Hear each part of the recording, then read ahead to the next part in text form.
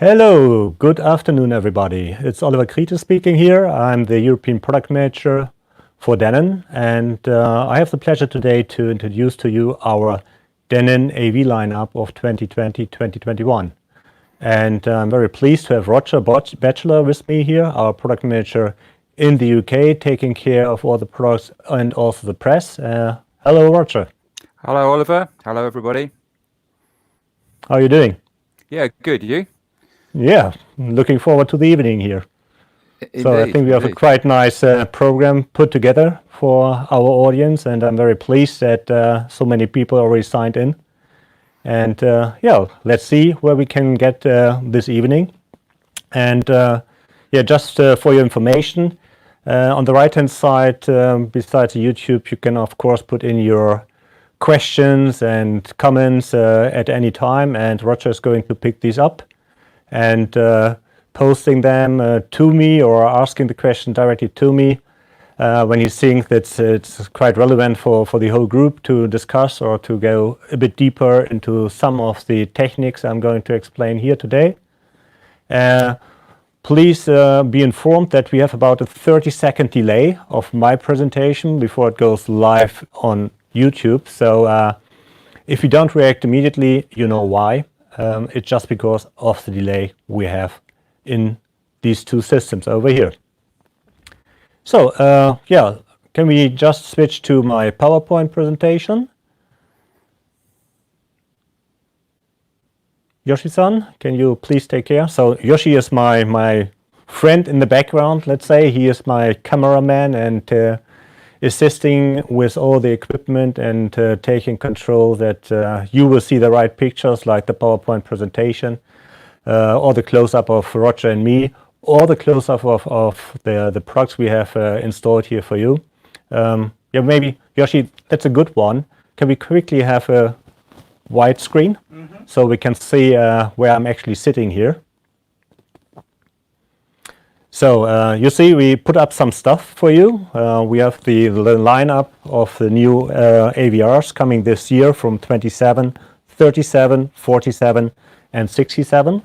In addition, we put up some products here where we opened up the box or took off the lid. So we can also have a quick look inside, and I can explain you some of the details just to give you a better feeling for the products. The room I'm sitting in here is our so-called experience center.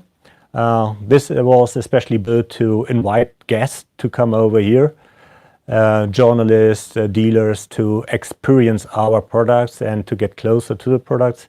Later in my presentation, we'll see that this is not the only listening room we have. So this is more, let's say, a kind of event center, why we do have a listening room where we evaluate all our products. But you will see it in a wee bit. So let's switch back to the presentation. Just for your information, I prepared quite some information for you about the new products. And these are the key topics I'm going to talk about. It's first of all, our AV product strategy and our way to success, because I think that's very important for you to know. It's not just a type number, but there's much more behind a product. And that I would like to bring you across. Then I show you what are the AV initiatives for this year. And then we also cover broadly, or first of all, briefly, the 2020 lineup. And later on, we will also go more into the details. And one hot topic, of course, is HDMI 8K. Why do I call it 8K and not HDMI 2.1? It's a kind of tricky point because so far the specification for the certification of a product is not fixed. Hence, we can't claim that our products are HDMI 2.1 certified. So far, that means we have to call it HDMI 8K. However, I can guarantee you all the features requested by HDMI 2.1 are covered in our products. But 8K is not where it stops, because there's so much more into our products, much more than just HDMI 8K. All right? So let's move on to my first slide, AV product strategy. So actually we have 3 pillars where we always have to put a lot of attention to create a great AV product. So first of all, latest connectivity, be it HDMI, be it network, be it voice control, be it also streaming services, support of high resolution audio, be it all the video features like dynamic HDR, Dolby Vision, and so on. Latest connectivity, audio side, video side, HDMI, network, so that's all covered, including, of course, voice control. So first box checked. Then latest technologies when it comes to surround formats, Dolby Atmos, DTS:X, so that's, I would call already today a standard.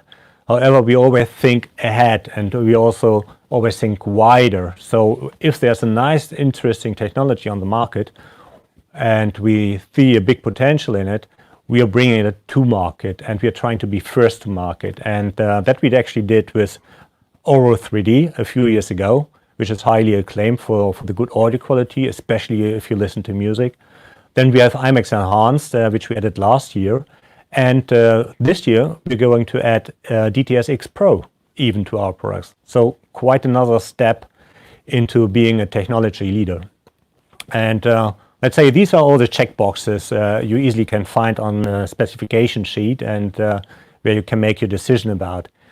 However, what is much more important is the audio legacy we have. So we are obliged to bring good sounding products to the market. So we have a knowledge of 110 years in excellent audio quality, and that's what we're going to deliver with our product, best in class cinema sound. So this one is really on top of the list, because if you check all the features and the product itself is sounding bad, it doesn't make sense. So it has to work all together. We have to check the features, yes, but we have to deliver excellent audio quality. And this is as well also recognized by the press. I just put up here the latest top 10 of What Hi-Fi, and if you check it out, it's just 5 out of the top 10 products are Denon products. But it's not only What Hi-Fi, which is rating our products pretty high with a 5 stars review, or even product of the year, or a buying recommendation. But it's also all around Europe that we get excellent reviews on the products, be it from France, from Spain, be it from Scandinavian countries, and especially also the critical Germans, like I am, also rating our products very nicely. So you see, we're doing a lot of effort, and it gets attention, and it gets the right reviews to it. So pretty happy about the results here. How do we achieve it? I mentioned that we have a listening room in Eindhoven here, but the one you see now here is actually our reference room in Shirakawa in Japan, where we also have our development of the products and also have our factory where all the premium class products getting produced. So this one here is the reference room in Japan, where my colleague Yuki-san, our sound engineer for Denon, is doing all the tweaking. And after he is done at his side, he is going to send over the products to Europe. And that's actually our listening room here in Europe. And also Yuki-san, that's the guy in the green shirt, is coming over to do the final tweaking with us, to really get the last bits and bytes out of the product, to really get the audio quality to the Denon level, to the level of the predecessor, but even we're always trying to get a bit higher in the quality, so to even deliver a bit more year by year. It takes a lot of time, but it's also great fun, I can tell you. So that's how we do our products with the sound quality, and actually these are our key success factors. Audio performance comes first, yeah.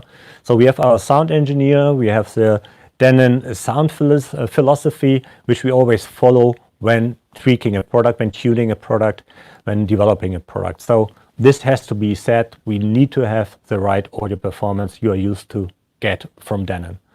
Then a strong feature set, latest technologies on the video side, on the audio side, as explained. Then we have the user experience, also very important. So for us, user experience is not just feature and audio performance, but also usability.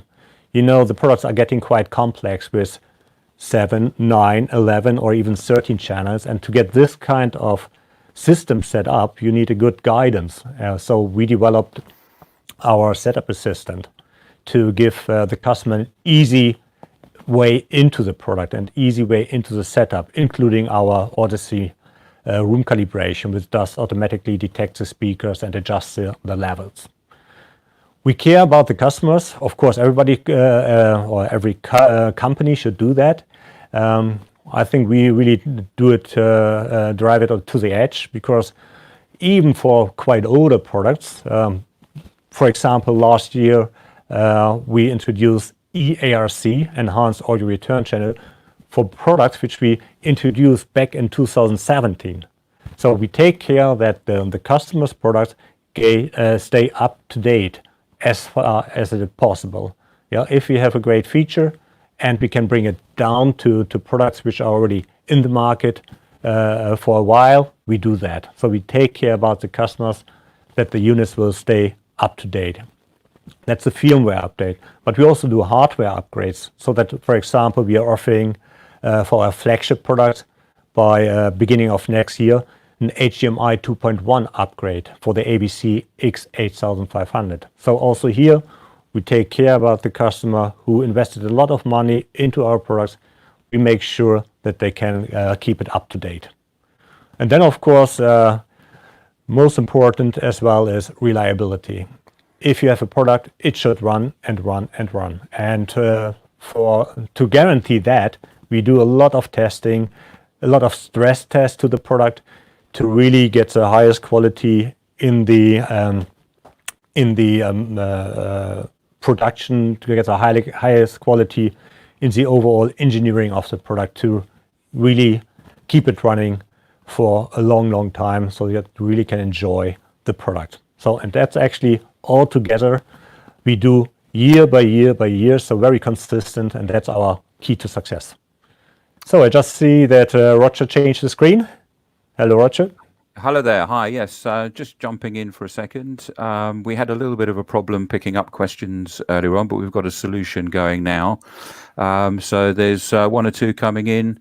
For example, I have a new AVR X3600H. Give me Denon recommendations for 4 Atmos speaker setups. The Atmos are from Dali, and the small ones to put on top of the main speakers or to the ceiling. So I think we're talking about up-firing speakers there, aren't we? Do you want to answer that one now, Oliver? Yeah, we just can have a quick sidestep here. I think it's a bit early in the presentation, but anyhow, let's take it now. So for the best, let's say 3D experience, of course, it's recommended to have in-ceiling speakers or height speakers, which can be attached to the side of the walls. That's always a recommended solution over Atmos-enabled speakers. Atmos-enabled speakers, for them who don't know it, are speakers which will be put on top of the front speakers or rear speakers, for example, and are up-firing to the ceiling and reflecting the 3D or the height information from the ceiling back to the listening place. It works, yes. Are there better solutions? Yes, of course. So in-ceiling or real decent height speakers is recommended. Great stuff. Thanks, Oliver. Yeah, so keep the questions coming in, everyone. We will be picking them up. I can't see them on my screen here, but I'm picking them up on a separate device. So anyway, we'll carry on with the presentation. Okay, great. Good. Yep, perfect. So let's have a look. AV initiatives. What have we done to bring our products 2020 to the highest level? So first of all, the big talk is going on about HDMI 8K. So we included the support to the big bunch of our products in the lineup here, starting from the 2007 up to the 6007. And as mentioned already, for the 8500, we are going to offer an upgrade board. We continue to improve our user experience, and I will show you some examples, what we have added here. Then for the upper class of the AV receivers, so especially 4000 and 6000, we added also additional features, which we already brought to market last year. But as the 4000 and 6000 haven't been replaced last year, they couldn't participate, let's say, on these feature updates last year. So we bring it now to these products as well. I'm going back to these features as well to explain you a bit what they bring to the customer. And yeah, the last one is actually bring back full flexibility to the Dolby App Mixer, or to the App Mixer, because last year it was prohibited by Dolby to use App Mixers from Oro or from DTS with Dolby contents. But that's history, so we changed that, and we also bring an update for this one. I will briefly touch on that one. So let's dig into the product lineup. What you can see here, I'm not sure if you pretty much can read it. It's quite crowded on this page. It starts at the bottom with a 5-channel amplifier, 7-channel next, 9-channel, 11, 13-channel.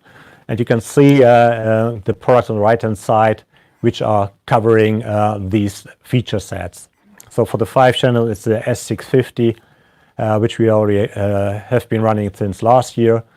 Then we come to the 7-channel amplifiers, which are the X1600, which is also from last year already, which will not be renewed, will not get HDMI 2.1. However, the rest of the lineup, the 2700, which you can see is also 7-channel. Then the 3 and the 4700 will be 9-channel amplification. And the higher we go in the lineup, you can see more and more features are added when it comes to audio processing. So, but I will come back to that one later on as well. And this is just to give you a quick overview how wide our lineup is, what it can all cover from 5-channel up to 13 channels.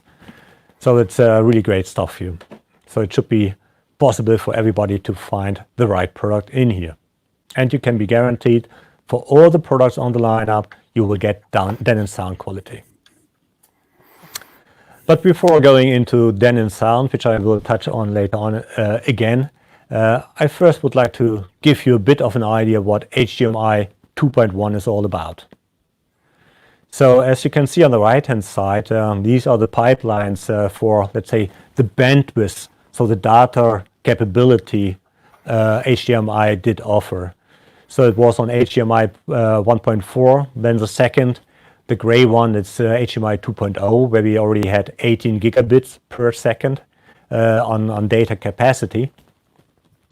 But now with HDMI 2.1, it's even going up to 40 gigabits per second. So, and this bandwidth we are going to use for different features. Overall, it means what we want to deliver by the new standard is the best video by higher resolution, the best audio by enhanced audio return channel, best gaming experience by featuring all the video features for the gamers, which I'm coming to as well later on, best user experience, because it makes it all much easier to operate and configure. So let's have a look. I said more bandwidth we have now available, going up to 40 gigabits / 48 gigabits per second, depending on the video resolution and the subcoding. But the main one, of course, eating bandwidth is if we increase the video resolution from, let's say, standard to HD to 4K to 8K. Yeah, with 8K we are about 34 million pixels, which we can address on a TV screen. And of course, every pixel needs some information. This information we have to send over the data line, so over the HDMI cable. So the second is that we are increasing the frame rate. So the more frames, so frames means actually, or frames per second actually means how many pictures do I transmit per second to create the whole picture you can see on your TV screen. The more frames you have, the smoother the image is when it comes to movements. So for 8K we have 60 Hertz, means 60 frames per second. But another interesting feature is then for the gaming guys, we have 4K with 120 Hertz, means 120 frames per second. Again here, very smooth movements, even if it's going really fast on the screen, you don't see any stuttering or whatsoever, or tearing, it's just a smooth image. Of course, if you increase the number of frames per second, you need more bandwidth. So here HDMI 2.1 helps. And then another one is the color depth. On the left-hand side of the image, you can see that there's quite some shading in the sky. So 4 different levels of blue are shown, and it's not as smooth from the light blue to the dark blue. But on the right-hand side, with a higher bit resolution, be it 10-bit or 12-bit, we can show much more colors, and it's a much more smoother transmission on the blue in this respect here, from the light blue to the dark blue. So you get a nicer picture, overall more natural picture quality. This will eat bandwidth, so that's why HDMI 2.1 is important. As said, it's not only about 8K, but if we look to the higher frame rate and also for the color depth, that's already something customer can benefit from already today. Let's have another look to the benefits for home theater. So as mentioned, we have a high resolution. We have more pixel on the TV screen. So we have more resolution, more details we can show. And with the increased number of pixels, you can even get much closer to the screen and even detect no pixel. So it's like a picture you have in your hand. So it's pretty nice. The second benefit is, and that's also a benefit that you immediately can use or participate from, is dynamic HDR. Dynamic HDR, so we already had HDR last year in the product, and HDR means high dynamic range, which defines the darkest and brightest scene in a movie, to optimize the contrast and the colors for the whole movie. But with HDR, not dynamic one, so the standard HDR, you can only do it once per movie. So you are limited. With dynamic HDR, actually it can be defined per single frame of the movie. So at any time you will have the best contrast ratio, the best color, the best brightness. So what you can see from left to right is standard dynamic range. In the middle it's static dynamic range, high dynamic range, and on the right hand side it's a dynamic HDR, which really gives you a much better picture quality when it comes to contrast and colors. Another feature where you can immediately benefit from is also the quick media switching, which will help you if you change your movie. For example, you have a resolution of 4K with a 24 Hertz frame rate, and you change it to 4K 60 Hertz.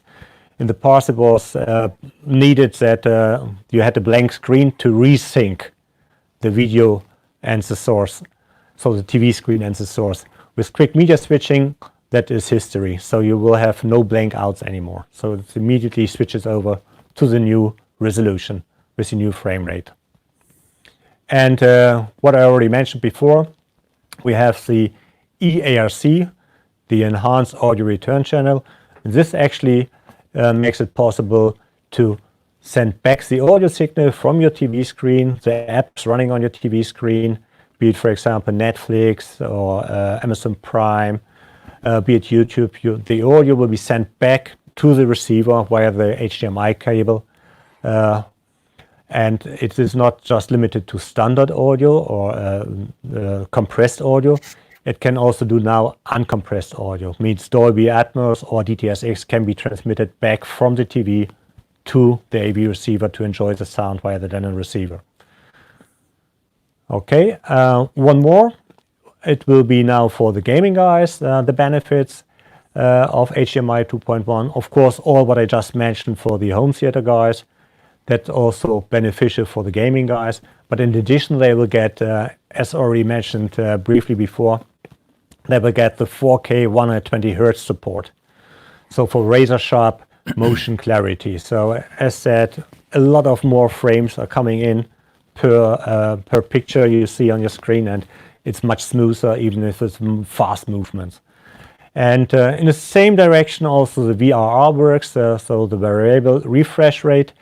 It automatically detects in a game, for example, if there are only very limited changes on what's going on the screen, the refresh rate can be slowed down, so less pictures get transmitted to the screen. While if there's a fast movement in the game, refresh rate can automatically increased up to the before mentioned 120 Hertz. So by that you also can optimize the gaming experience. And get to jump on the competition. Yeah, what we actually would like to express is that is, so if you play a game and you press on your controller a button, you would like to see immediately the change on the TV screen without any delay. And you also don't want to have any delay in the audio linked to the scene. So for that, we have the two features, which are ALLM, which is the auto low latency mode, which makes the best synchronization between the audio and the video signal. And we have the quick frame transport. So also here again, the video games can automatically define when to send a picture frame. So they don't have to wait to get called by the TV, send me a signal now. No, the source can say, I'm going to send it now to you, I'm ready, let's go. And immediately you will see the action changing on the TV screen. And you can see at the bottom, I just put in some pictures here. It's of course 8K as one of the key features, and the wheels in the center are the PS5 and the Xbox Series X, of course. Both of these devices do support 8K, and they also do support the 4K 120. Yeah. Just two more slides here, and then I think we can jump into some questions again, because I can easily imagine that you have some, especially to the topic of HDMI 2.1. What I just put up here is I would like to invite you to Tech Talk podcast we are going to hold together with AV Forums. So they have been so kind to invited us to a nice podcast, a nice discussion about HDMI 2.1, DTS:X Pro, and much more. And this actually is for, let's say, the Technic fans, which really do want to know all the details, all the in and outs about these new technologies. And for the guys which can't wait, I just want to bring up this slide here and recommend you our YouTube channel. So we have one channel just dedicated to training. So if you go to YouTube, check out Sound United Training, and you will find a list of, I would say at the moment, 25 different courses, trainings on all kind of topics, be it HDMI, be it DTS:X Pro, or the latest surround formats, let's call it like this. Or we go into Odyssey, we go into multi-room streaming, we go into room correction. You can all find on there really much into details and available for you at any time. So let's see now. Coming back to Roger. Yeah, Hey, Roger? thanks very much, Oliver. Yeah, suffice to say, there is so much to talk about that we can't possibly get through it all in an hour and a half this evening. So we do recommend people to take a look at the podcast on the 21st of July or the YouTube channel, as you say. Yeah, just looking at the questions coming through. Alan Taylor asks, is there any chance my AVRX 6500H can be upgraded to DTX Pro and also a hardware upgrade to HDMI 2.1, or will I have to buy a new box? Yeah, I'm sorry to say he will have to opt in for a new box. So for both of these technologies, the DTSX Pro as well as for the HDMI 2.1, a hardware upgrade would be needed, which we are not going to offer for the 6,500 units. So we only can afford to bring it in for the flagship, the 8,500. Yeah. So it's just also the DTSX Pro requires a 13.2 channel processing. So that's why we can't upgrade the 6,500. Okay. Question from Poland. When will the AVC X6700H be available in Europe, in brackets Poland? Oh, you should check out your shops. It should be already there. So they're shipping, yeah. Well, let's say we are shipping now. Yeah, so maybe you have to wait another week, but they are very soon. They are on the boat to Poland as well. Okay. Denon only support Wi-Fi 5 on Wi-Fi with 2.4 gigahertz and 5 gigahertz dual band support. Will Denon support Wi-Fi 6 later? I don't have any information on that one now. No, that's a new one on me. Yeah, that's a new one on me as well. So with our current dual band, we cover, let's say, or we give a lot of flexibility, and even in congested areas, we really have a good, reliable Wi-Fi setup with the 2.4 and the 5 gigahertz. Okay. Do you have plans to add Deezer Hi-Fi? We have a lot of plans. We also would like to have Tidal Master, and we also would like to add MQA, and we would like to be room ready. So we have a lot of these features on our list, and we have a certain priority set. So we have to find, let's say, also the capacity. It's always about the balance for. You know, we're having a very great status with sales, and we do a lot of coverage. I would say about 95% of the music streaming services being popular in the market, we are covering. So, of course, it's always a little bit the last 3 to 5%, which takes a lot of effort to get it in. And yeah, we some limitations are there with capacities, with some focus we have to put, of course, on all the introduction of the new products. So yes, it is on the list, but I can't give you the timing now. Sorry. Thanks, Oliver. Okay, just one more for now then. Will Denon and Marantz make a 4K UHD Blu-ray player? Oh, that's nothing in the pipeline here. So actually, I would say for now we would be already pretty late to the market, adding a 4K UHD player now. Well, we should have done it maybe 4 years ago. I voted for that. However, we couldn't get it. Yeah. So yeah, we had to work with the friends from, let's say, from Microsoft with the PS. With the PlayStation or with the Xbox. Yeah. Yeah, indeed. Yeah. Okay. Shall we go back for the presentation now, and we'll have keep the questions coming in, everybody, and we'll have a bit of time at the end anyway. Yeah, sounds good. Thanks, Oliver. Yeah. Then let's change to the next one here. I just see that my PowerPoint doesn't work. Let me click it. Maybe it's working then again.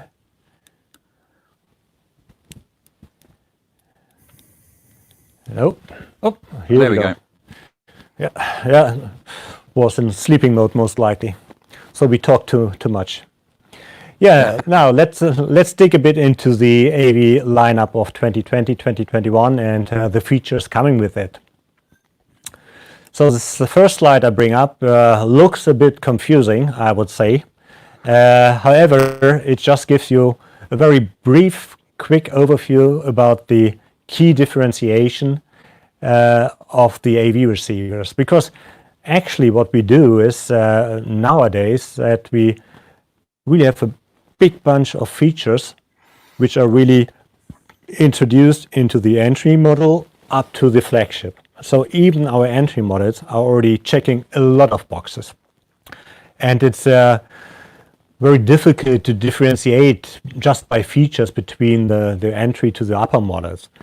However, which is really the key on differentiation is always, of course, the performance. Yeah, you know, if you take a car, be it an entry Ford or a high-class BMW, both do drive and both have lights on it. They have the wipers, so basic feature set is there, but the performance level you actually get from the flagship car is much more advanced, much better experience than you get from the entry car. And that actually is the same like here on the AV receiver side. I'm just highlighting here now the key differentiations when it comes to features which are different by these products. So if we go from left to right, you see 2700, 3700, 4700, 6700.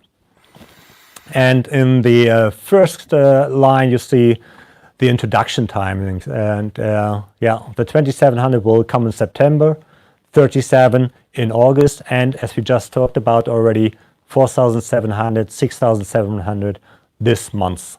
They are already on the way to the dealers, so make your appointment to get your first demonstration on these. If we go from left to right again, so 2700 is a 7-channel amplifier built in, while on the 21 in the middle, the 3 and the 4000, we already have 9-channel amplifiers. So that automatically enables you to have a nice setup of, for example, 5 floor speakers and having 4 ceiling speakers. So, and if you want to increase even the numbers of speakers, the great thing is these 2 units are supporting 11.2 channel processing. That means you can add an additional stereo amplifier and make out of the 9-channel a real 11-channel system already. So it's all built in already on the processor side that you can do that. If you go one more up to the 6700, here we already have 11 channels in. However, we don't stop here because this unit already supports 13.2. Sounds a bit crazy, I know, but we don't allow any limits if we really come to the upper class models. So 11 channels built in, 13.2 channel processing means you can add another amplifier, stereo amplifier, to really blow up the system. A new feature we added this year as well, I'm going to explain it in details a bit more later on. It's a preamp mode, which enables you to use the AV receiver actually as just an AV processor. It has certain benefits if you want to upgrade your system, for example, with additional or external power amps. So you can do that even with our AV receivers. And then a very interesting topic, and I think we should spend a bit more time on these, is the power indication. As you can see, I put in 2 specifications actually. So the first I show, for example, here on the 2700, is a 95 watt power. While in the line below, I'm indicating 150 watt of power. So what is the difference? What is correct? Both is correct, of course, otherwise I wouldn't put it in here. But the difference is in the way it gets measured. And that's why I would like to talk about it today as well. Because you have to pay some attention when you see some power figures somewhere in the marketing material, on the websites, on advertisements. What are the conditions of these power measurements? Because they can be so different. Yeah, I can even put up a number here saying 220 watts, and it will still be true because I changed the condition of the measurement. But the 2 I put up here are actually the ones I would say do matter most. So we have the first one is 2-channel driven So that means out of the 7, 9, 11 amplifiers, 2 amplifiers are driven, and they will get a signal. So the speaker connected is 8 ohms, and the signal they will get for the measurement is from 20 hertz, so all the low tones, up to 20 kilohertz, all the high tones. So there will be, let's say, a kind of white noise amplified, and the maximum distortion we do allow in this measurement is 0.08%. So it's very little. Because of this tight criteria, the maximum output power is, of course, far less than on the second line, where I just drive one channel, so not 2 channels, but just one channel, which means less stress for the power supply, and I reduce the impedance, so I use only 6 ohm speaker. I only use one test tone of 1 kilohertz, and I do allow a much higher distortion of 1%.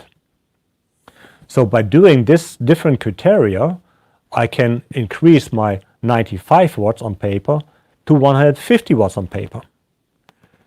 So, and then there are crazy guys out there, they even show figures with 10% THD, means 10% distortion. If I would do it here, as mentioned, I think I can easily claim about 200 watt, 210 watts on this product. However, these 10% distortions is really high, and I would say it's already audible, and you don't want to listen, and you even can damage your speakers by having 10% of distortion. So this kind of marketing figures are really, let's say, stupid. So pay attention to, if you see power measurements or power data, what are the conditions? For Denon, I can say we always publish both. For the marketing material, we do use the 1% figure, because that's more or less a kind of common standard in the audio industry to use these figures for AV receivers. So we adjusted to that as well. But we also publish the 2-channel full bandwidth low distortion figures to give you the real values to judge the product. And you can see now here the differentiation between 2000, 3, 4, and 6,000 is, of course, the power these products can generate. And in the coming slide, I will show you where the power is coming from. Should I stop here, Roger, for a quick question, or? You certainly can do. Yeah, I think now related to this slide here, maybe there are some questions just coming up.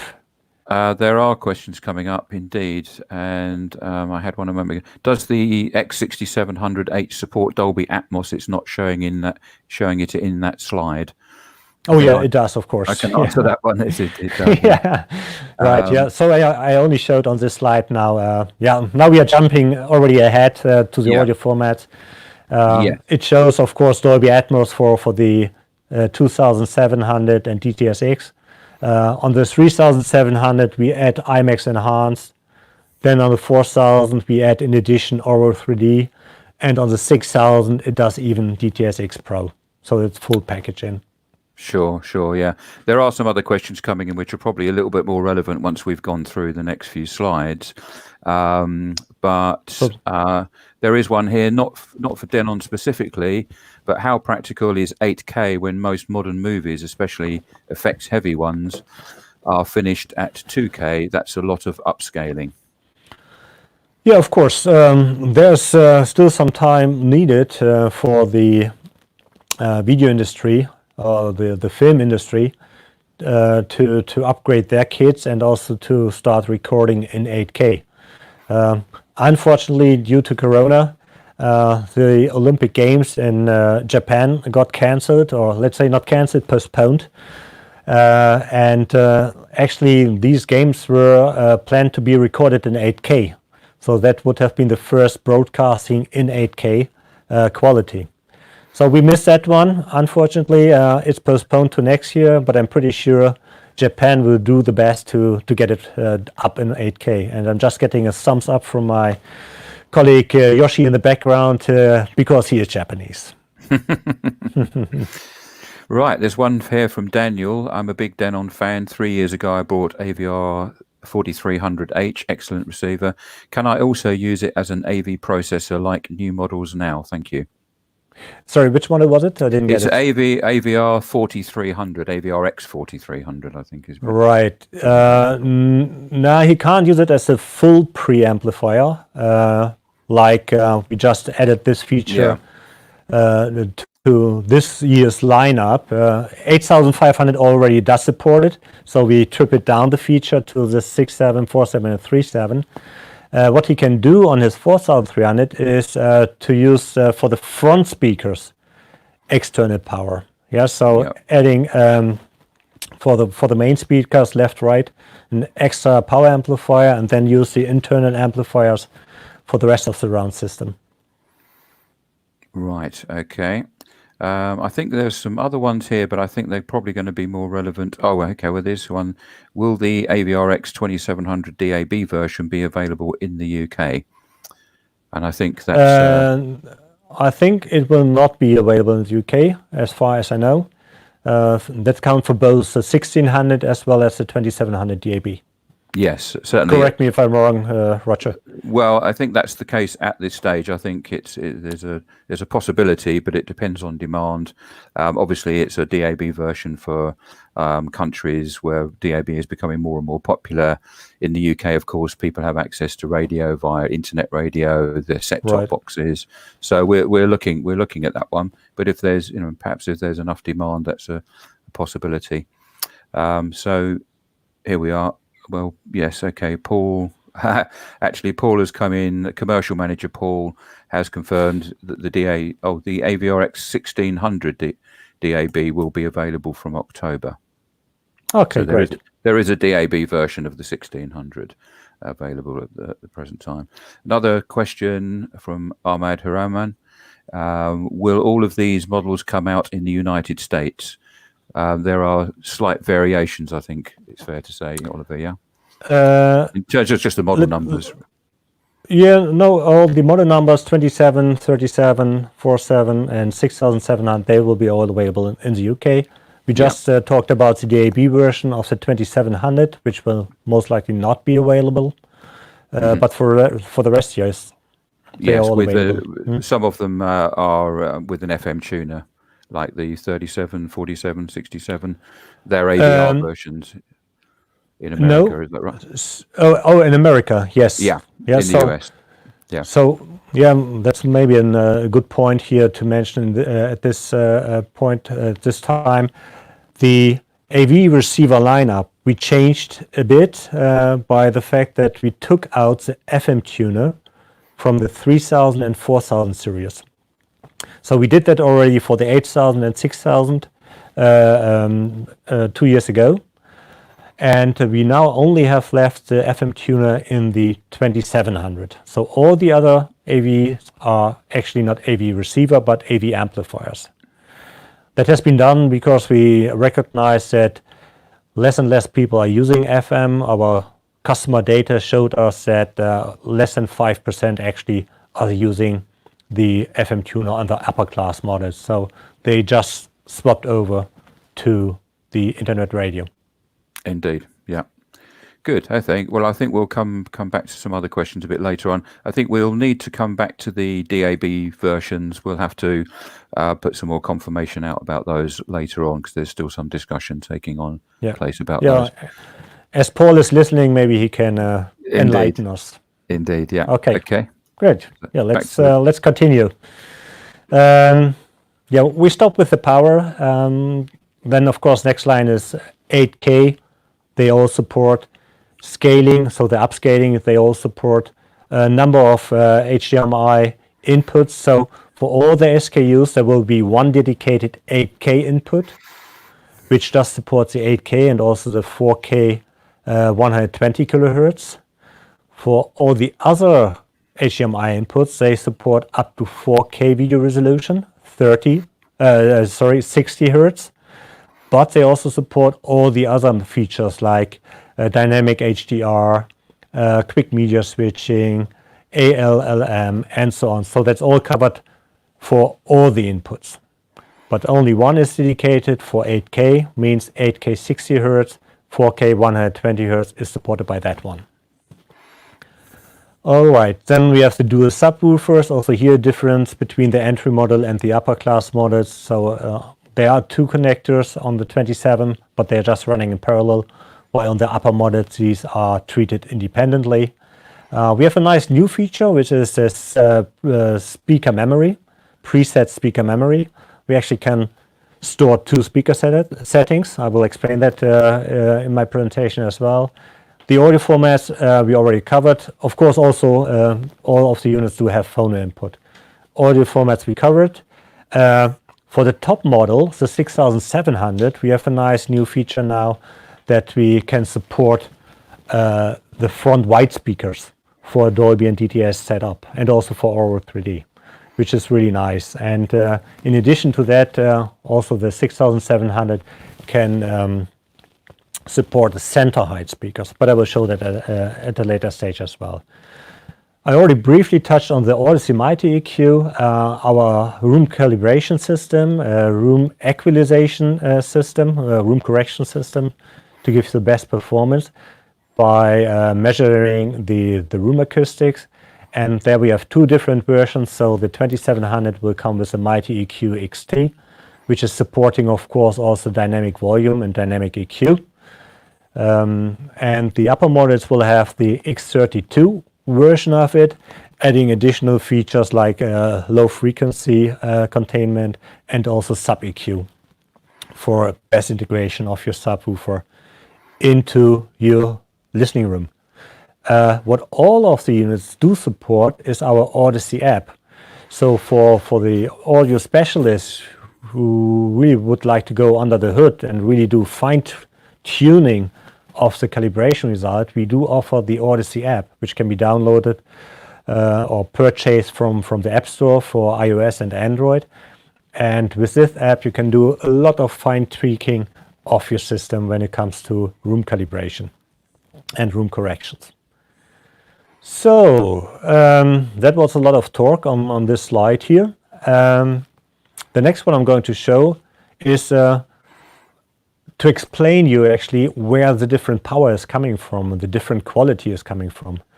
And the main thing of an amplifier, beside of course the output stage, is the power supply. So the let's say the heart of your amplifier, where all the energy is coming from. And what you can see here from left to right is the size of the power transformer, which is built into the unit.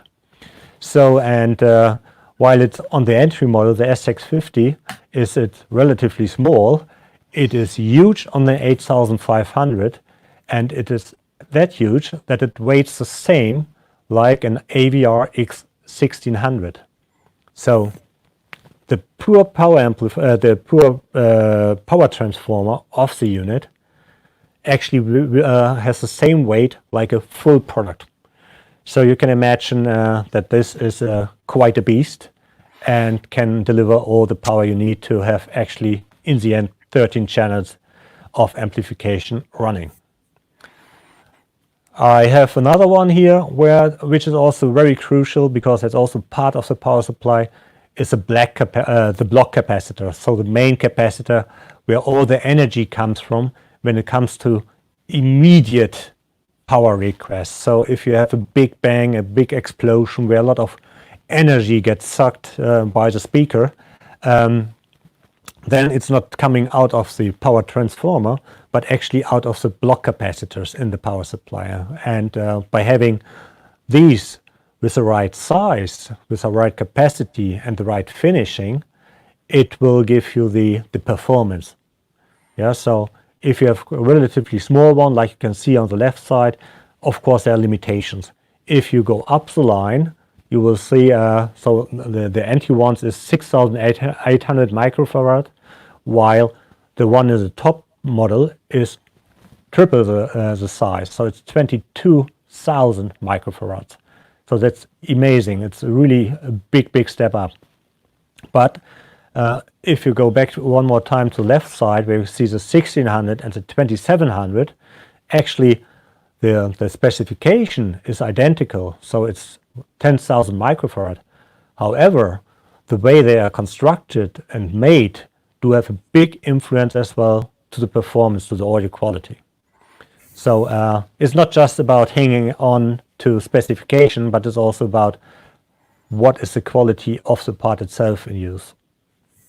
Yeah, and the third one I'm going to show you here is the construction, the inner construction of the product, the mechanic construction. Because if you have a solid, very stiff cabinet, of course, it performs better than a smaller, more, let's say, wobbly cabinet. While I wouldn't say that any of our products is having a wobbly cabinet. But what you can see, for example, in the bottom line, single layer chassis, double layer chassis, which actually means we add an additional metal plate to the bottom to stiffen the cabinet. And if you go to the flagship, you even have a triple layer chassis to really make it heavy and strong. If you look to the inner construction for the power amplifiers, you can see the big silver shiny bit in the center of the product. That's the so-called heatsink, and it gets bigger and bigger. Let's say the more we go up in the line, and while the first one is a relatively simple one, it only holds 9 amplifier stages. On the second one, you already can see that is a bigger one. Actually, 2 of the heatsinks are used. One is holding 4 channels, the other one 5, because it's a 9-channel amplifier, and so on and so on, and up to the flagship, where you even have the power transformer really put in the center of the product, and you have the heatsinks left and right beside it. One carrying 6 channels, the other one 7 channels, to come to a total of 13 channels. And now I asked my cameraman Yoshi to have a close look up here to one of the products I have placed here open. So we have here now the nice 6700. You can see it. Yeah, okay, perfect. So let me show you one thing here. So that's the heatsink I was talking about. And on the 6700, we already used technology which is called our monolithic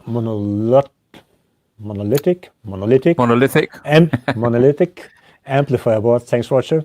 Where for every channel we have an own dedicated board. So 1, 2, 3, 4, 5, 6, 7, 8, 9, 10, 11 amplifier boards. So that's very sophisticated construction here, because you nicely can separate all the channels. They are not working on one board, and the interference which can occur between the different channels, it's much less. Maybe just where we have it up here, I can show you some more. Of course, that's the transformer in here.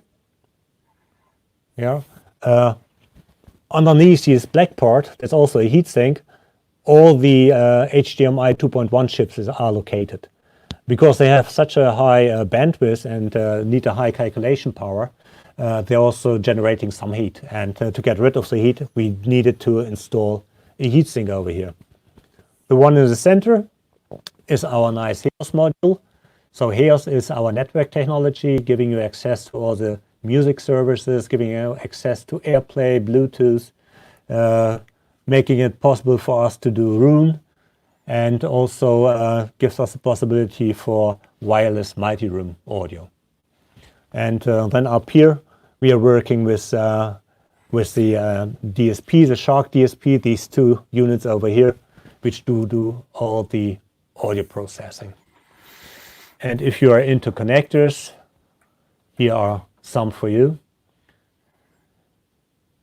As you can see, plenty of these, very nice, all the lineup of speaker terminals over here. You have all the gold-plated inputs. You have all the HDMI inputs here with the 8K over here. So you have to tilt your head a bit now to read it. Sorry for that, but it's so handy to have it here on this plate. And Joshi, maybe you can zoom out a bit, because then I can show one more what we did. A bit more, a bit more, a bit more. Yeah, that's perfect. Thank you very much. What you can see over here, also one change we did for this year of the product is that we marked all the main outputs. Yeah, so the ones you have to, let's say, connect first, which are mainly used for a setup of your surround system. We marked them with a solid white. Yeah, so the main output for speaker output for the floor speakers, we have the, I have to see it here. So we have the HDMI output here. We have the pre-outs marked white over here. So secondary outputs get all the, let's say, white dotted fields, and for all the inputs, it's all just black. So by that, it's a kind of separation about all the connectivity, and it's easier to set up, easier to install. And yeah, Yoshi, maybe you stay on the camera for a sec, because then I can, in comparison, show you the, what is it now, the 3700 in comparison to the 6700, where you can see the different constructions. Yeah, so as said, 6700, one heatsink with all the dedicated boards per channel, while on the 3700 here we have two heatsinks, actually one board holding 5 channels, the other board holding 4 channels, to come in total to 9. But what we utilize here as well is the same HEOS module and the same HDMI chipset, while on the DSP side we have a different solution running in the 3700.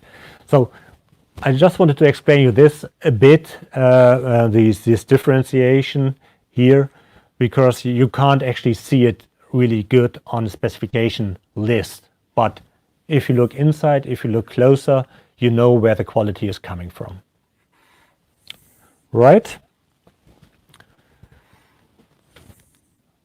Okay, then before I jump into the user experience, so which actually covers the new features we added to the product, is there any question we should answer now, Roger? Yes, indeed. Let's have a look. When will HEOS support Dolby Atmos music via Tidal? We are on it. We are on it. Yeah, so can't take long. Okay. And why don't you do expansion amps for the two additional process surround channels? This is, you know, if you want to add on an extra power amplifier to a Denon, what would you recommend for like doing high channels?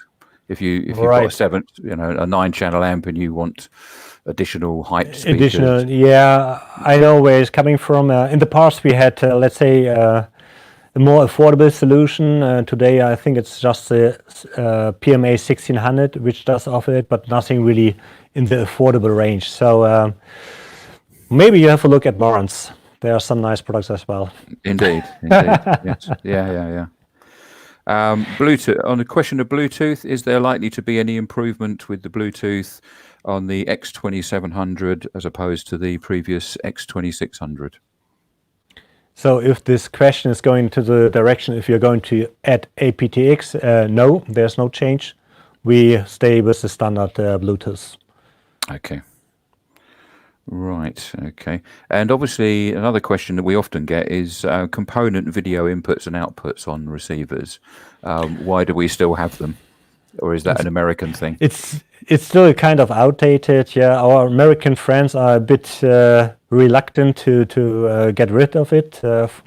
For me, I don't see a big use anymore. I voted to get them cancelled or get them deleted. You have to be prepared. The back will look quite empty if we take them off. But I fully agree, it's not really a feature anymore. Indeed, yes. And we've had some questions earlier on, or a question earlier on, about the heat generated by Denon amplifiers. Obviously, they're very high power amplifiers. What do we recommend in terms of controlling the heat from the top panel, for example, when you're driving them quite hard? Okay, if you drive them quite hard, they're getting hot. No question, yeah, because somehow you have some energy which is running through the product. The power supply is generating heat. That's also why you have the heat sinks built in there, because parts are getting hot. They had to get rid of the air. If you have it installed in a rack, make sure you get maybe additional ventilations. So some of the products already, have some ventilation built in, and they will only kick in when it's really getting hot inside, because you played very loud or you're playing very loud. So you will not notice the fan running. Normally they are just not working. And if you have a product installed in a rack, it's recommended to maybe get even additional cooling. And there are specific devices available, aren't there, I think? They are, which have a rack height of one unit, so which can be installed underneath, above the product. That's a possibility. What we always recommend is, we have a very nice eco mode, which operates automatically. You can, let's say, we have two levels. Eco mode can be set to off, so it never kicks in. It can be set to automatic mode, and it can be set to continuously on. So what it does is actually reducing the power of the unit, which actually means as well less heat generation. If you do it on the, but it will also mean if you put it on continuously and you run the unit strong or hard, it will not get as loud. But we have a very clever auto mode built in, which actually, as soon as you increase the volume and go over 51, it will automatically switch from on to off. So when the power is required, it will automatically deliver the power. And if you are listening on low level, it will automatically save power. So that's a very clever solution, which first of all saves energy, and second of all reduces the heat produced. Brilliant. Thanks very much, Oliver. Okay, just to come back on the DAB question, so Sound United UK confirmed that the AVRX 2700 DAB is very much to be confirmed as to whether DAB, there's no plans at the moment, but there is the AVRX 1600 DAB, which will be available from October via Peter Tyson's in the UK as an exclusive. So if people are looking for an AV receiver with DAB, that would be the solution at this time. Okay. Great. Good. Then let's continue to have a look to the UX improvements we did. Of course, we already talked about HDMI 2.1, 8K. All the feature set is described. On one of the next slides, I'm going to show you our video info screen, because that's quite informative if we are now handling or dealing with all these different resolutions and formats and additional features. It's good to know what's going on. 70% power guarantee as well, a very interesting feature, because it comes back or goes back to the power indication we discussed. Dual speaker memory, I briefly touched. Preamp mode, briefly touched. Screensaver mode is something we will add by an update. Maybe back in the plasma TV times, that there was an issue with burning in, for example, a logo or a mute sign or whatsoever when it stays longer on one spot of the screen. And then with LCD, this problem was, let's say, solved, because there was not this burning in effect. However, now with the OLED displays coming back to market, we have the problem again. So what we're going to add to protect the OLED TVs is to have a screensaver. So if you have a mute, it will move after a certain period. New rear panel printing, that's what I already showed you with the white, solid white outputs. Cross up mixing, coming back to that one, and room tested certification. That's what we just lately added to all of the products featuring our HEOS module technology. So let's have a look to the rear. As mentioned, we have one 8K dedicated input and actually two outputs, so that you directly can connect your TV and your projector. So both outputs do support 8K. One output supports eARC, so that's the one where you will connect your TV screen, where you have your apps running on. And what we have added, as mentioned, is a video information screen. You know, we have one button. You may, no, do it later. We have one button on the remote where you actually can see what kind of input audio signal you have on your receiver, showing incoming signal, outgoing signal, so means which speakers are actually active. And if you press this button again, you will now get a video info screen. And here you can see the input signal, in this example here, 8K 24A, and what will be outputted to the connected TV screen. And if you are in doubt what your TV screen actually is capable of handling on video resolution, color depth, what kind of the 2.1 features are supported, you can go into the setup menu of the receiver and check the HDMI monitor function. And here you will get displayed what the capabilities of your TV screen are. So very useful feature just to figure out when something is going wrong, or if you're not sure about the capabilities of your source or of your connected TV. A question which often comes up is, of course, why do you only have one 8K input? Very simple.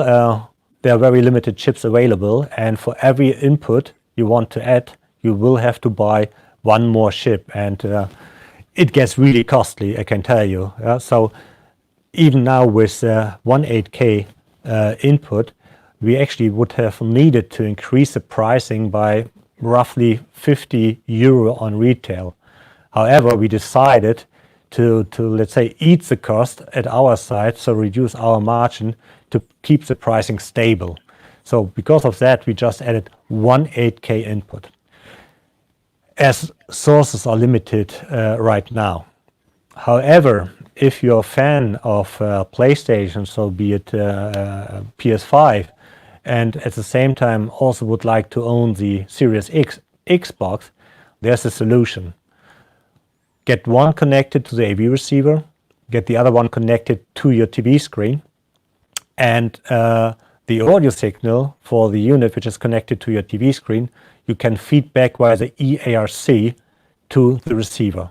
So you have the capability of having two 8K devices connected. You have the audio quality from both 8K devices amplified by the Denon receiver.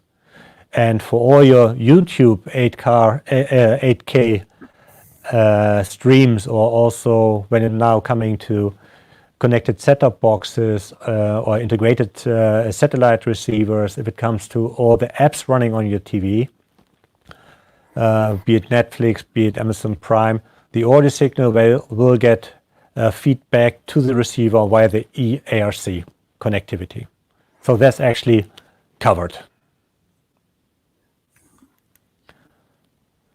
Okay, then the next one, briefly talked about power already and the different type of specifications.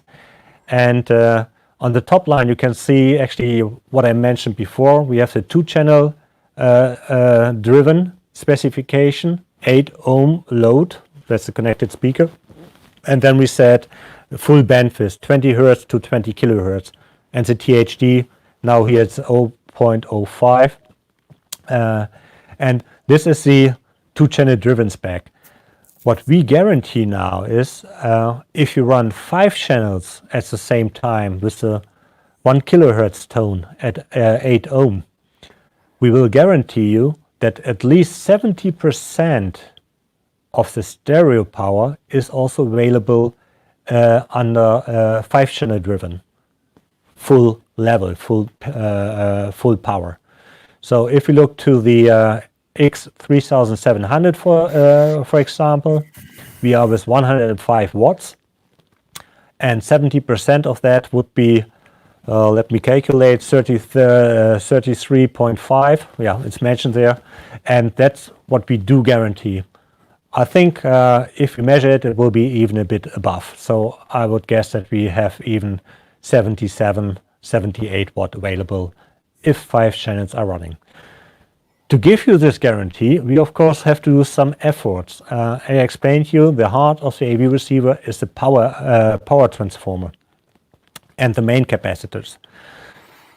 If you want to drive 5 channels simultaneously, full level, you need to have a lot of power reserve, and that you only can get out of a good constructed power supply. And of course, that costs some money. But for the best performance, we of course are willing to invest some money on the production side to give you the best listening experience. The next one I want to go in, if my control works.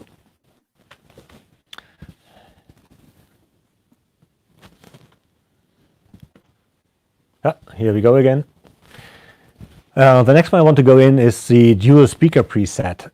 That's a pretty nice one, and I would like to ask Yoshi to put up the screen because I think it's nicer to show even on the product itself,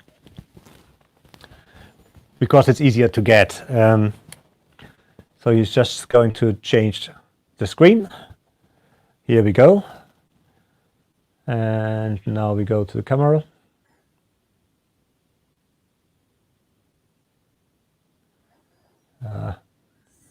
Brilliant. Okie doke. He is professional now. He's going to adjust the angle as well, I'm sure. Okay, maybe I can already start talking about the feature. So what we have here is our setup menu. And if I scroll down to speaker setup, I have the option of the Odyssey setup, of course, where I can do all the auto calibration. And I have the option of the manual setup. Yoshi, it's a bit unsharp on screen here. That's better. Perfect, thank you. What you already can notice up here, it's mentioned preset 1. Yeah, can you see it? Yeah, over here. So that's preset 1. Actually, we can do the setup for the speakers 2 times. With having 2 times the setup, we have the possibility to switch on the fly via the menu or via the option menu these 2 speaker setups. And the use case actually for that is, for example, you have a living room for watching at daytime. You're just using your TV screen. And you have, let's say, windows which are not covered by curtains. And you have a second scenario at night where you're not watching by the TV screen, but you're having your projector running. And you have your screen down and you have the curtains closed. There are less reflections from the walls or from the windows. So by that, you have 2 different setups and 2 different acoustic situations. So you can calibrate both of these and just change depending on what you like to do, right? So that could be one use case. The other use case for that one is, for example, that you have one calibration which is optimized on a sweet spot, so on your main listening position when you're just enjoying a movie on your own without the family. You can optimize really to the best performance on one spot, while when you're watching with your family, you would like to widen the sweet spot and let the whole family join, so you can have a different setup for this, for example. So let's just have a quick look inside here.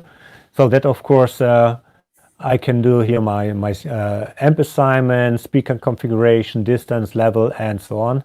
If I just have a check here with my speaker configuration, so let's say everything is more or less active, and that's stored under the preset number 1, as you can see on top. Now I go back, or go down to speaker preset, and I select, instead of 1, I select 2. I can change here now my speaker configuration and say, for example, in this setup, oh, you can already see it. In this setup, there are no height speakers now, and it's a very basic setup, for example. So it's just a 5.1. Yeah, so if I go here, my receiver switches. If I go to change the preset back to 1, I go back into the speaker configuration. You can see it's a completely different setup. Yeah, so now all your speakers are here. That was, of course, now a quite extreme example of a different speaker configuration, but just to illustrate which possibilities you have. And of course, it will not only memorize the speaker configuration, but also, of course, distance, level, bass management, and so on. Yeah. While we are here, let me show you another feature, which I briefly touched already, because I think it's nicer to see on here than on a PowerPoint. It's our preamp assignment. So what is now connected here is the X6700. And as you can see, assign mode is 13.1 channel, which actually means all my speaker configuration here, which are now, let's say, brown with any pre-mentioned, is driven by the unit itself. For the 2 additional channels on the ceiling, you will have to use additional power amplifier. But of course, you can also change to a configuration where you don't need to add any additional power amplifier, but just work with the 11 amplifiers built in. So then all the just brown speakers will be driven by the amplifier itself. If I now change the mode here, so there are different modes available, and one of these modes, the new mode added now, is a preamplifier mode, which actually sets the unit into a pure AV processor operation. So that means the power amplifiers will be completely cut off, which means actually all the power of the power supply, the power transformer, can be just used for the processing and for driving the output stage of the preamplifier board. So you can see all the speakers are now addressed to pre-outs. So that's the new preamplifier mode. Another option, if you only want to use preamplifiers for your front speakers, of course, you go also here to the 13.2 you can use, and here's a pre-out option, as you can see, and I can change it here. So now my front speakers will be just outputted by the pre-outs, and all the rest of the speakers installed are driven by the internal amplifiers. Yeah, and you can do much more crazy stuff here with the different layouts you have. So now with 6 in-ceiling speakers and so on. Everything is really freely configurable. So it's very flexible and gives you a lot of option to really find the best setup for your home. All right, so then I will go back here, and we can go back to the presentation. Thank you, Yoshi.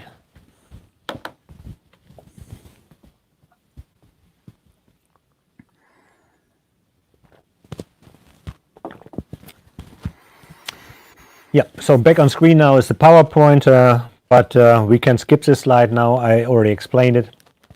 Same counts for the next one, where we have all these pre-outs active with a preamplifier mode. This is supported for the 3.7, 4.7, and 6.7, and it's already available on the 8500. So this one already explained with new rear panel printing. And that one I briefly touched here. So last year Dolby decided, or let's say wanted us to eliminate the function to use Dolby content. So means like Dolby Digital content, Dolby Atmos content, to be used with different upmixers from third-party brands. So it was not allowed to have a Dolby stream upmixed by DTS:X or by Orgo 3D, for example. However, this feature, they had to call back because they got some legal issues. It was not allowed for them to do so, and we now reacted and will bring a new firmware update to bring this upmixer feature, the upmixer flexibility, back into our AV receivers, which we launched already 2019. So there will be a firmware update. So they will also get the full flexibility again to use the upmixer. And for the 2020 product, it will be already out of the box, which means when you unpack the product, install it, you can already use the upmixer like you like with all kind of Dolby content. So this flexibility we have, and as said, we take care about our customers which already bought our products, and we will offer a firmware update to support this as well on the older products. So then, very briefly, I would like to touch on HEOS. As mentioned already, it's our network solution built into our receivers, and not only in our receivers, but we also have it on hi-fi products, we have it on soundbars, we have it for custom installation products, and we also have it, of course, for our nice Denon home speakers, which you can see here, which we launched this year. So that's now the 150, but there are also 250 and 350 available. So pretty nice speakers, and you can build up your multi-room system by that, and you can connect these to your receiver. So HEOS is the platform which really connects all the different solutions. It's a multi-room system cross-category. And I have to correct myself. The one I just showed you is not the 150, but the 250, just to be correct here. The HEOS, as said, is our network solution. So it means you see the big cloud over there. You get access to the music streaming services, Spotify, Deezer, Tidal, Amazon Prime, Music HD. We have TuneIn as internet radio provider. We have the voice support with Alexa, with Google Assistant, and also with Siri, because we also support AirPlay 2, Bluetooth, and we have the app control. And of course, we also support high resolution audio streaming from the music which is stored on your NAS drive at home. Yeah, so it doesn't stop with MP3 or WAV. No, we even can do FLAC HD up to 192.24, or even DSD up to 11.2, which is a format which is used for SACD. So it's a bit stream, it's high resolution, and it really offers a great audio performance via the HEOS module. And another benefit we have by the HEOS module is that we're also now able to integrate Roon with our products. So all our HEOS equipped products are Roon tested, certified, which means you can find our products in the Roon app and stream the music to our receivers. Maybe just a break here, Roger, and Yep. You can pop in some question.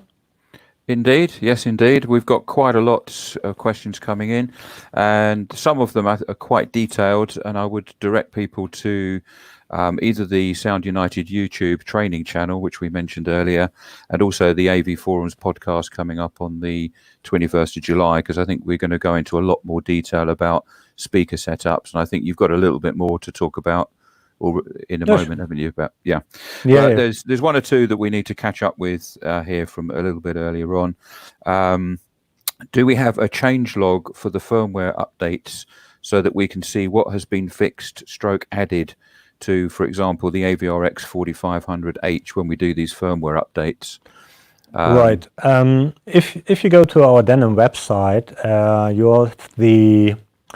now I have to think about this support area, where also you can you see frequently asked questions, and if you Google over there for HEOS updates, you will find also a change log.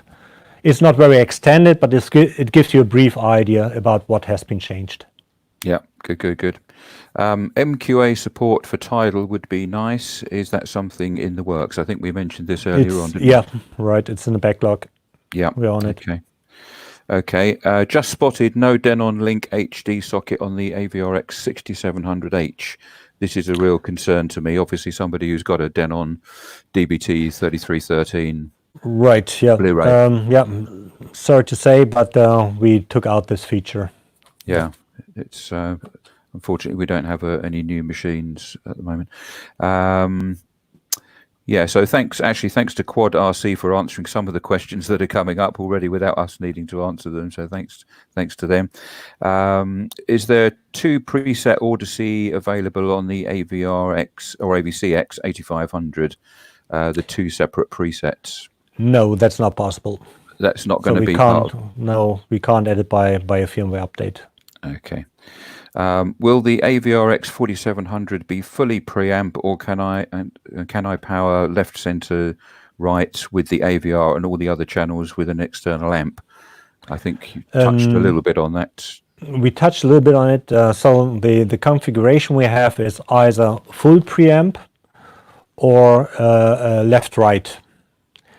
However, if you like to add additional amplifier just for your center, you always can connect it to the pre-outs as well. The only difference is that internally the center amplifier will not be switched off. So possibility left, center, right via pre-out, yes, at any time, no problem at all. The only difference between these preamp mode or just stereo preamp for left, right is if you do the center, the internal center amplifier will not be switched off. Another one, is the setup mic preferable over manually setting the speaker distances? That's a good question. I would say yes, because it's very precise and very accurate. And even if you repeat the measurement a few times, you will always get the distance in a very, let's say, close window of differentiation. So it's really pretty precise. Good. Thanks, Oliver. Do you want to go back to the presentation and then we'll just take a few more questions at the end? Yeah, let's do that.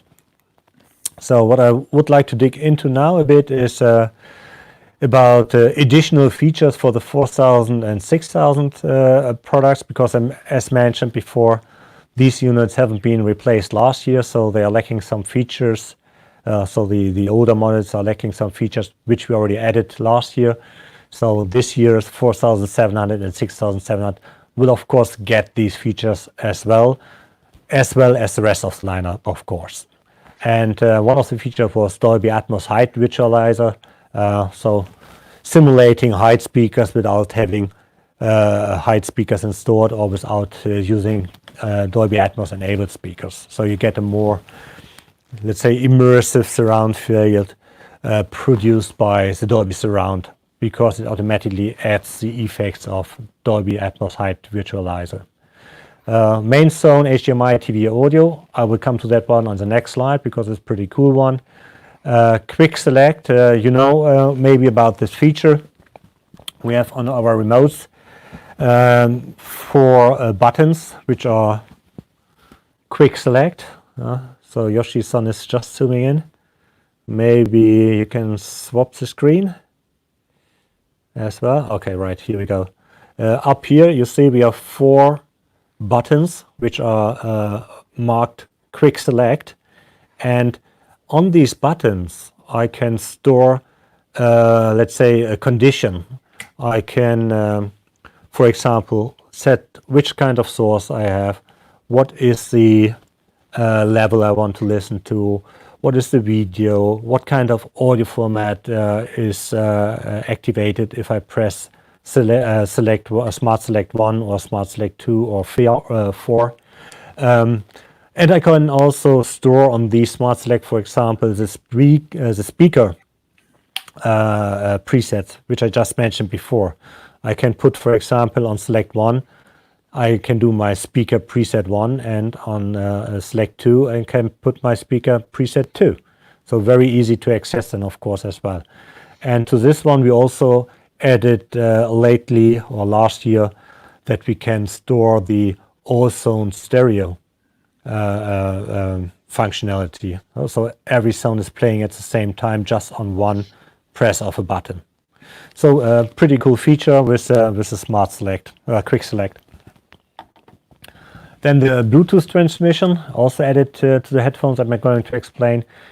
HDMI custom input design, so gives you more flexibility, especially in installation requested if you want to have different, let's say the same audio signal with different video signals that can be, for example, in a sports bar where you have all different TV screens running with different sport broadcasting, but having one audio source only.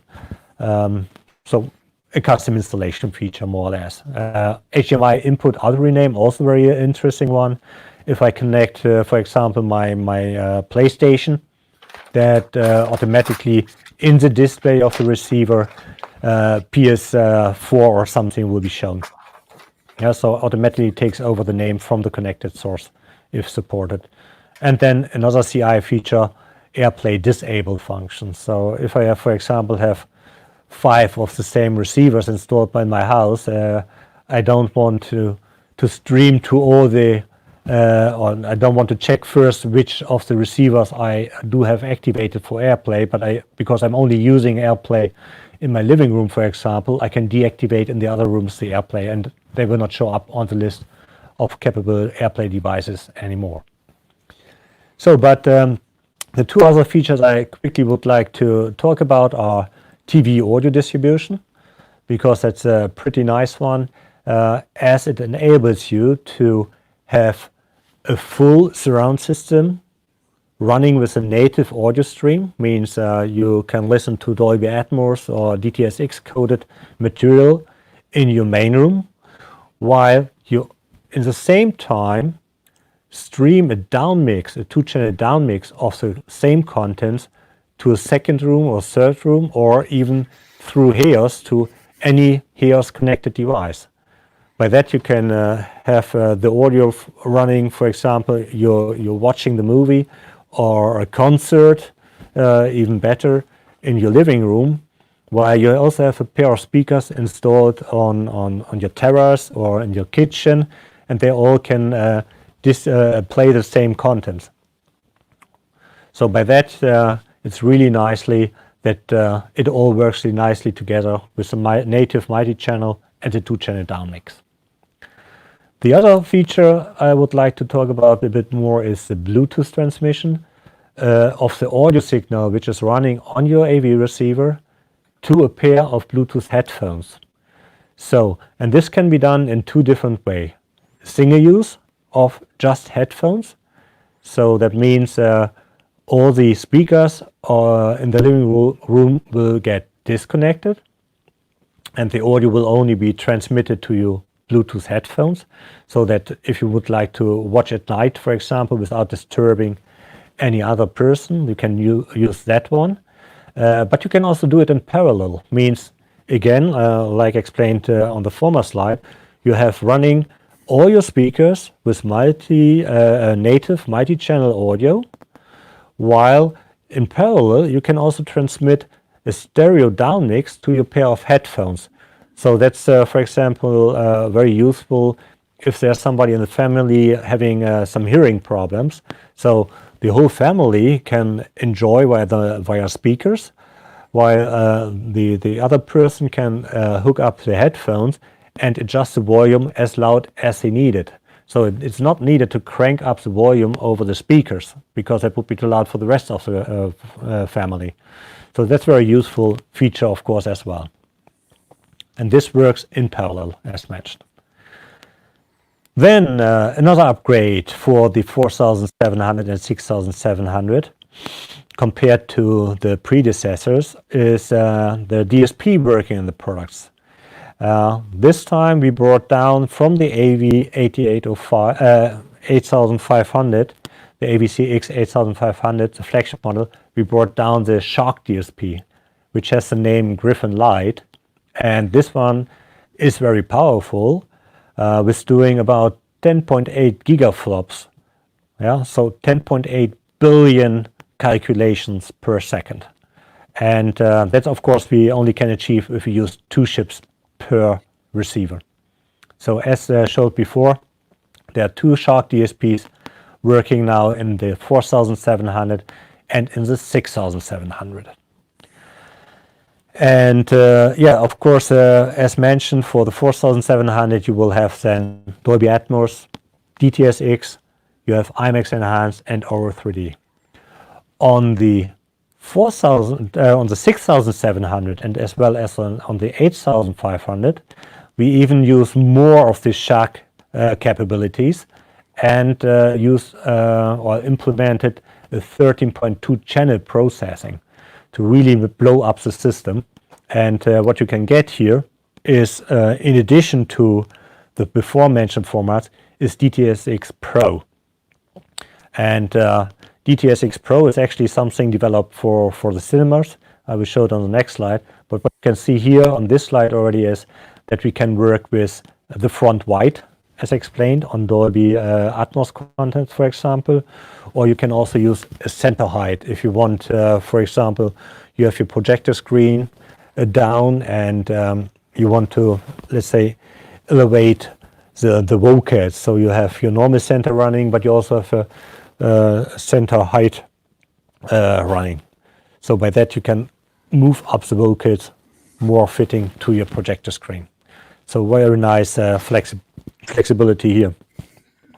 And just to come back on DTS:X, that one, DTS:X Pro, as said, is actually developed for professional cinemas, as it supports up to 32 channels, which of course we are not going to install in your home.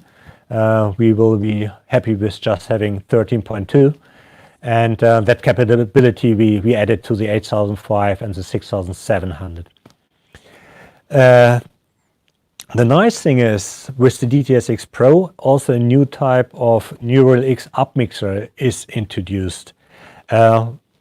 Unfortunately, it carries the same name, so that might cause some confusion. But actually, the upmixer is working quite efficient, and you get much more effects for your installed height speakers. So at no point of time the installed speakers will be silent. So every time there is some action going on, they will also get a signal. So it's very effective. So just a few more points here to mention on the 8500, because we're also going to offer a firmware update again for this unit in October time. And I explained before, we had this issue with Dolby last year, so that they wanted to stop the upmixing possibility. So we said, if this is the case, we are not going to touch the firmware on the 8500 to keep the upmixing capability, and we're not going to the latest standard of Dolby. Now, where we have the flexibility of using all upmixers again, there's no limitation anymore. So we are going to add the latest status of Dolby decoding to the AVC X 8500, and this will add the support of front wide speakers and surround center, which gives you additional flexibility for the setup. With the same update, we're also going to deliver DTS:X Pro to the 8500. What is a little trade-off here is a function Dolby is not supporting anymore, which is the center spread. So that was used for listening to music, so that actually the center content you could shift more towards the left and right speakers to have a wider sound stage. However, I explained to you before, we have this nice feature of preset memory for the speakers. And if you really like to, let's say, shift your sound from the center to left and right when listening to a concert, it's very easy. you just make one preset with of the speakers with no center. So automatically all the center contents will be sent to left and right speakers. So problem solved, and you can just switch on the fly via the option menu between these two presets. Yeah, again here we do keep our products up to date by regular firmware updates. And not to stress your time too much, this was my last slide, and my PowerPoint stopped working again, but I think we can still get it. Let me see. Here we go. My last slide for you. Denon, upgrade your experience in home cinema and your expectation. So we built so much knowledge and we put so much passion and efforts into our products that we are pretty sure with every Denon product, every Denon AV receiver, we can upgrade your expectation in the home cinema. And what I want to say now is thank you for listening and all the time spent in front of your computer or TV screen. And I think, Roger, it's now time again to answer some questions, right? Yes, indeed. Just a few. We're sort of running out of time fast, aren't we? But we've got obviously those other events coming up. There's a few here. Shark DSP, is that updatable for future sound formats that may come out in the, at some point in the future? Yeah, as you just have seen on the AVC X8500, we are just updating to DTS:X Pro. So we have the full flexibility by our firmware servers that we can update the products even on the DSP side. Yeah, that's a good example, isn't it? So another one, AVR X8500. Is there an update for the Bluetooth headphones on that one? No, that's not possible because it requires hardware changes. Yeah, okay. I'm a happy owner of the AVR X4500. Will there be a firmware update for 8K? No, it can't be done by firmware upgrade.